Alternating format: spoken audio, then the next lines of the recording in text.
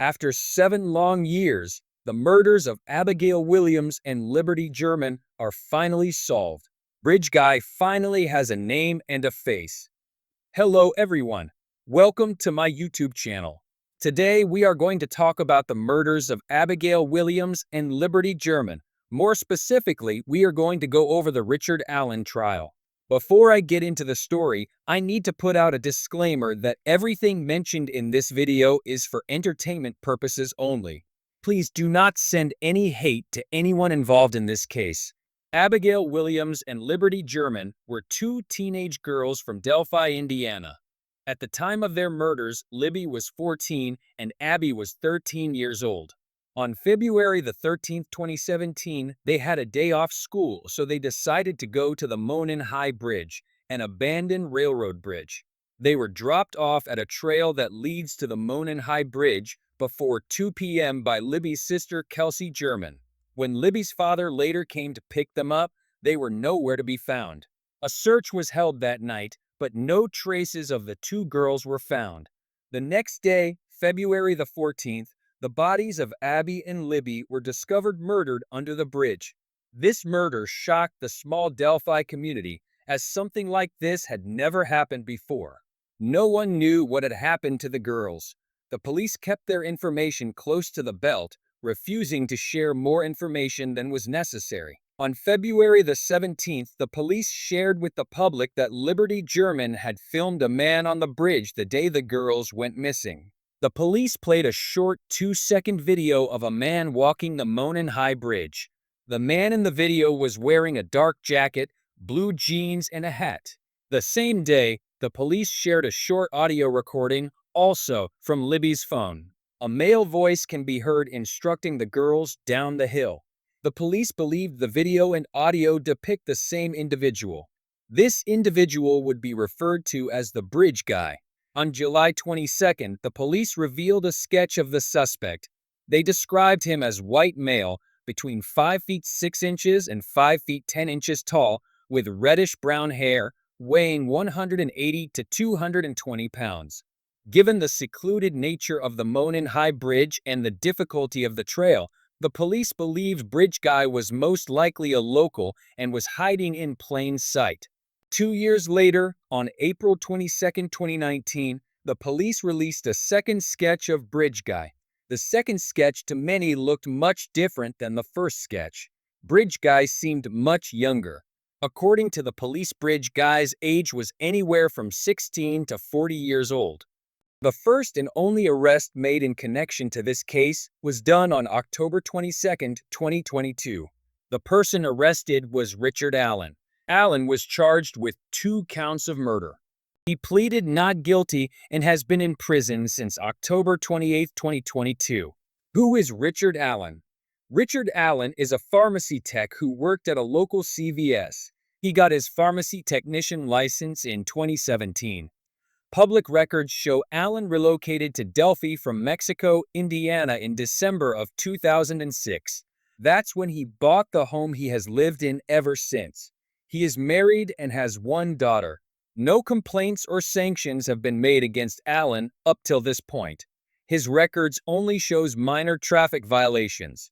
On October 14, 2024, Richard Allen's trial began. The trial was held in Carroll County, where Delphi is located. The jurors were brought to Delphi from Fort Wayne, Allen County, to ensure the fairness of the trial. Judge Francis Gohl was preceding this trial. Nick McClelland and Stephanie Diner were the county prosecutor, while Allen was represented by lawyers Andrew Baldwin and Bradley Rozzi.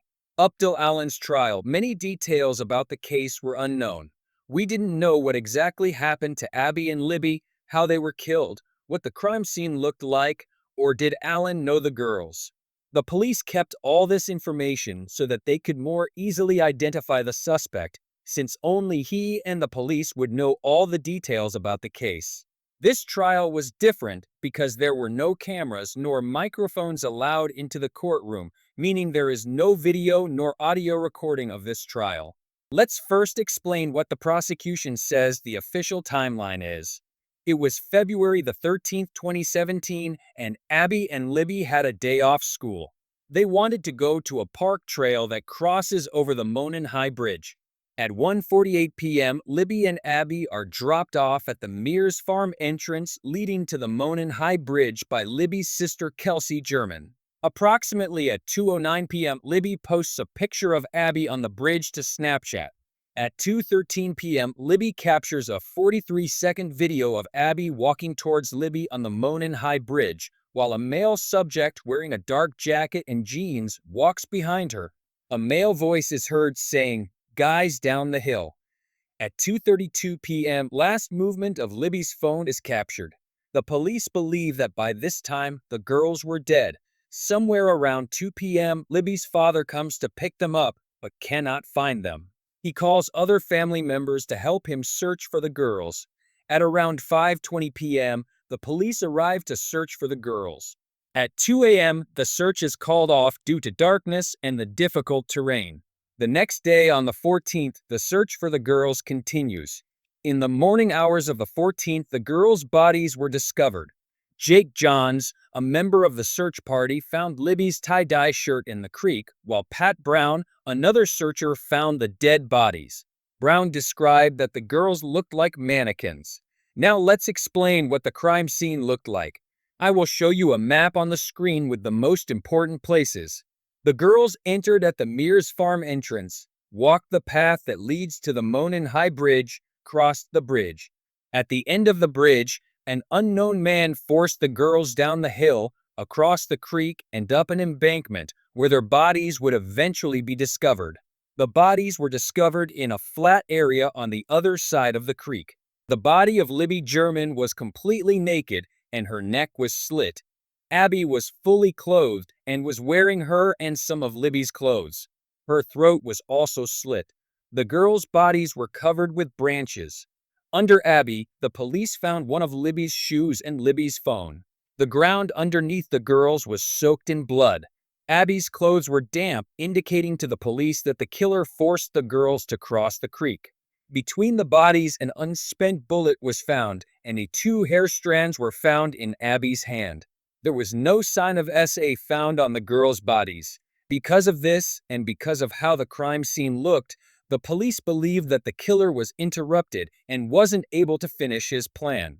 They said that something most likely interrupted the killer, forcing him to leave before he could fulfill what he came for that day. Now let's see how the police connected Richard Allen to this case. During trial, the prosecution first brought out witnesses who were on the bridge the day Abby and Libby were killed.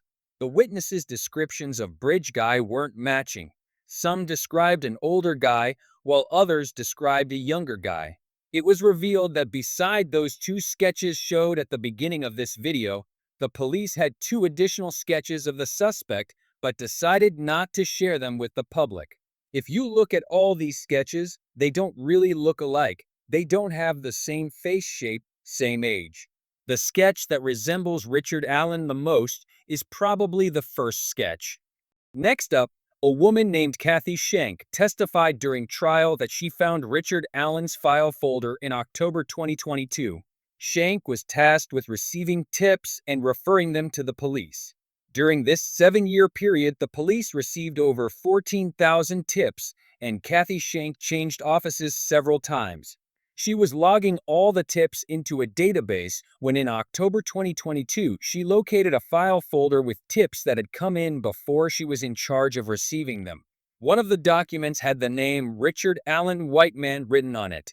In this document, it said, "The Richard Allen self-reported to being at the trail from 1:30 to 3:30 p.m. on the 13th of February 2017. He had been interviewed and the word cleared was written on the document." Shank remembered that one of the witnesses said she saw a man on the bridge at 1:30 p.m. the day Abby and Libby went missing. This discovery prompted the police to arrest Richard Allen. Whiteman was not Richard Allen's last name, it was actually the name of the street he lived on. When the police searched his home, they found a gun that matched the unspent bullet found at the crime scene. Also interesting, the police found over 20 phones in Richard Allen's home, except the one he was using back in 2017. It was determined that the hair in Abby's hand belonged to Libby's sister Kelsey German. All of this ties Richard Allen to the crime scene, but the nail in the coffin were Richard Allen's confessions. While in prison, Richard Allen made a total of 61 confessions. Some of them he made to his wife, some to the prison guards, but the most damning one was the ones he gave to his prison psychologist, Dr. Monica Walla. Monica Walla worked with Allen from late 2022 through 2023 while he was staying at the Westville Correctional Facility. In April 2023, at one of their meetings, he said, "I killed Abby and Libby. I'm sorry." But the next month, he gave an even detailed confession. He said that on the day of the murders, back on February the 13th, 2017, he had spent the morning at his parents' house. He then bought a six-pack of beer on the way home and drank 3 of them. After that, he bundled up and went out to the trails. There he saw Abby and Libby and followed them across the bridge. He said that he did something with his gun, which might explain how cartridge from the gun ended up at the crime scene. He claims he instructed the girls down the hill. He planned on essaying them, but he saw a van and got scared, so he told the girls to cross the creek. He cut their throats and made sure they were dead, covered their bodies with branches, and returned to his car, staying off the trail. The prosecutors brought a witness named Brad Weber to the stand. Brad lived near the trail. If you look at the map on the screen, the red circle shows where he lives. The N625 West Road leads to his driveway. The day the girls went missing, Weber got home from work at around 2:30 p.m. and he drives a van. The police says that Richard Allen disclosed to Dr. Walla information only the killer would know, that information being Brad Weber coming home from work on the 13th of February in his van. What did the defense have to say? The defense claimed that Allen left the trail at 2:13 p.m. on the 13th, so it was impossible for him to be the murderer. The defense brought out Stacey Eldridge, a former FBI forensic examiner, who testified that Libby's phone last connected to a cell phone tower at 5:44 p.m. on February the 13th, 2017. This is almost 3 hours after Libby's phone stops moving. The phone connected again in the early morning hours of the 14th at 4:33 a.m.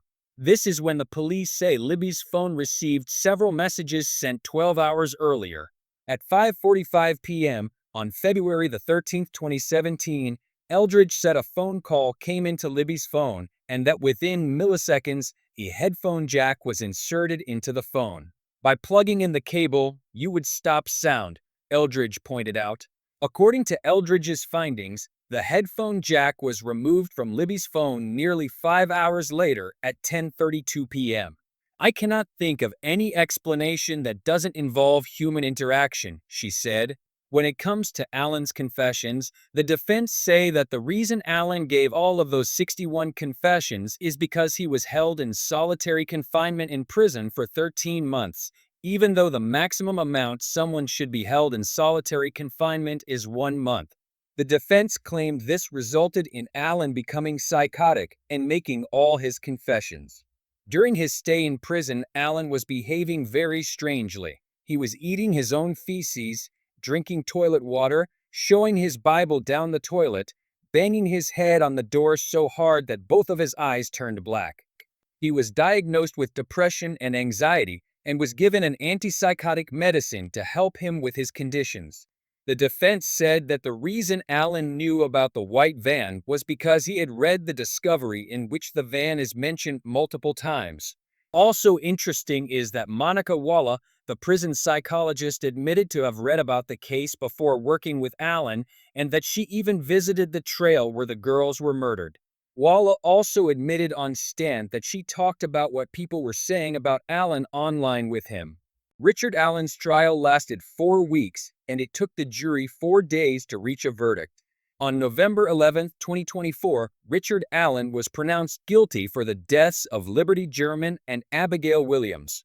Now, I would like to hear you guys. Do you agree with the trial verdict? Do you believe Richard Allen is actually guilty? Do you think he was treated fair in prison, and do you think his prison treatment influenced his confessions? Write your thoughts down below. Until next time, bye.